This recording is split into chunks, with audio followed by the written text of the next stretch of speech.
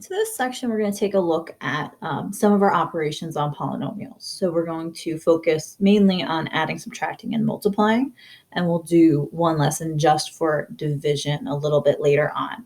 But you know how to do all of this. You've seen all of these operations, adding, subtracting, and multiplying in polynomials before, just smaller ones, right? You've done this with linear functions and with quadratic functions.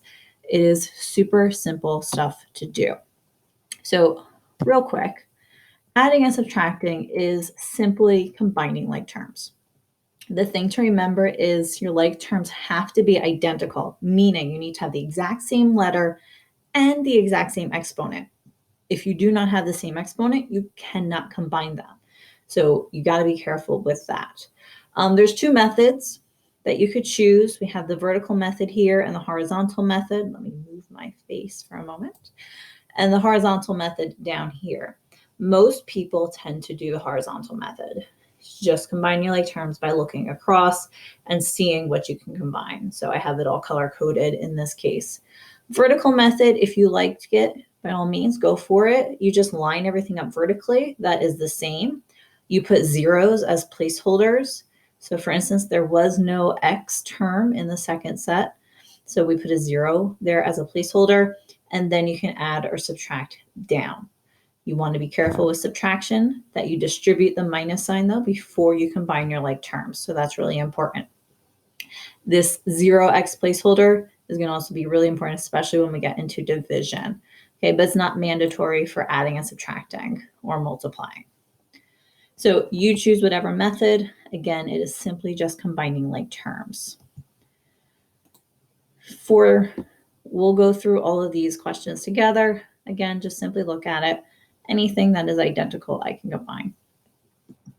Our multiplying is basically a split distribution type thing. What you need to remember with multiplication is when you multiply variables, you add your exponents.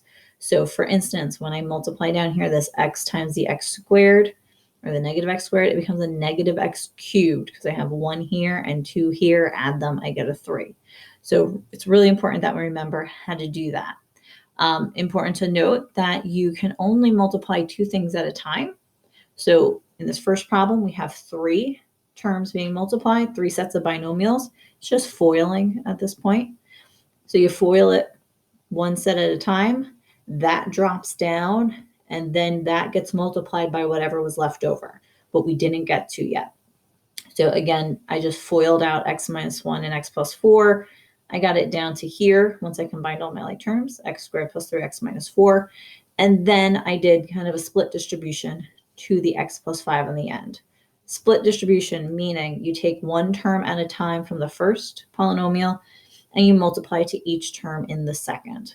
So x squared times x squared times 5 gets me these first 2. Then you go 3x times x and 3x times 5. That's the ones in blue. And then negative 4 times x and negative 4 times 5. That's the ones in green.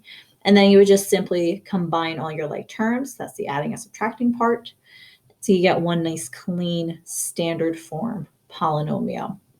And again, if I move my face for a moment, here we go. This is just the same idea. Just have a binomial front, multiplying it into a polynomial in the back end. And again, I took the x, multiplied it to all 3 terms here. That was the red. And then I took negative 3 and multiplied it to the back end and got those. Okay, so that is simply our adding, subtracting, and multiplying. We'll go through all of these problems together.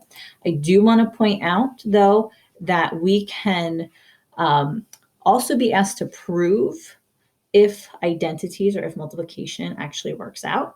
All that means is you start on the one side, you show all your multiplication steps, and make sure it answers what was left on the right-hand side in this case. Okay, so if they ever ask you to prove something, that's all they mean. And then we have, lastly, these are just some shortcuts. They're there for you to look at. You can take, if you want to study them, you can, but most people are not going to be memorizing these and using them because you're going to see something multiplied out and just assume and go through the multiplication steps. But if by all means you want to memorize them and utilize them, they're there for you to look at.